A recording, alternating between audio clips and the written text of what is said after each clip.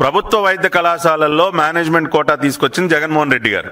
Self financing model తీసుకొచ్చింది జగన్మోహన్ రెడ్డి గారు. ఫీజులు నిర్ధారించింది జగన్మోహన్ రెడ్డి గారు. అదే విధంగా ఆయన నేనేదో 17 మెడికల్ కాలేజీలు పెట్టేస్తా ఉన్నా అని చెప్పి రకరకాలుగా ఓదరగొట్టి ఆయన చేసింది ఏంటండి? 5 కాలేజీలు హడావుడిగా తెరిచారు, సరైనటువంటి ఇన్ఫ్రాస్ట్రక్చర్ లేకుండా.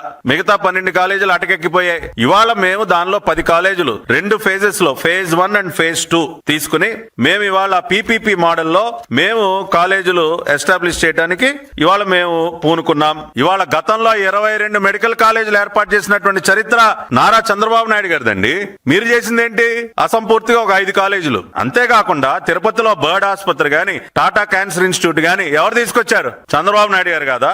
ఆ రోజున అన్న Nandamuri Taraka Ramarao first health university 1986లో వాళ్ళ ఎన్టీఆర్ హెల్త్ యూనివర్సిటీని స్థాపించింది తెలుగుదేశం పార్టీ. స్వర్గీయ అన్న నందమూరి తారక రామారావు.